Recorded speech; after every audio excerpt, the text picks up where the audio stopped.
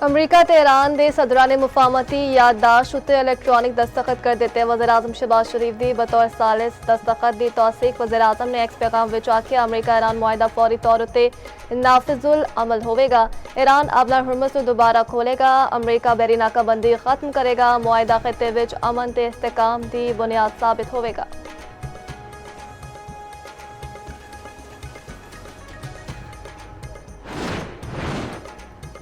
अमरीका दे Iran नाल मुफाहमती याददाश्त जो हतमी मतन तय पा गया। तर्जुमान ईरानी वजारत खारजा इस्माइल बकाई दी भी तस्दीक आखिया मतन के मुताबिक 60 दिन की मुद्दत अज तो शुरू। ईरान को अज तो तेल वेचन की इजाजत मिलनी चाहिए है। जुमे नूं मुज़ाकरात की फिलहाल तस्दीक नहीं कर सकते। मुआहदे उत्ते अमल दरामद लई फौरी मुज़ाकरात शुरू किए जाएंगे। अपना हुर्मत विच खिदमात के बदले फीस वसूल की जाएगी।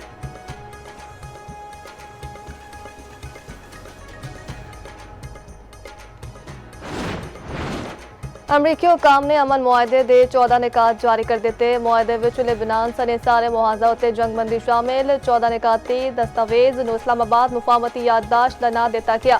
हतमी मुआहदे उत्ते मुज़ाकरात 60 दिनां विच मुकम्मल किए जाएंगे। अमरीका 30 दिनां अंदर ईरान उत्ते लाई गई बहरी नाकाबंदी खत्म करेगा। ईरान कड़ी एटमी हथियार ना बनाने का यकीन दिवाएगा।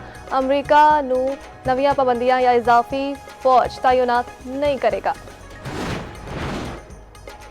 20 जून तक पंजाब के मुख्तलिफ जिलों में बारिशों की पेश हुई। रावलपिंडी इस्लामाबाद में तूफानी बारिश सड़कों डुब गई। नाला लई सने बरसाती नालियां विच पानी की सतह बुलंद। 6 साला बच्चा सिवरेज नाले में डुब गया। लभन लई रेस्क्यू ऑपरेशन देर रात तक जारी रहा।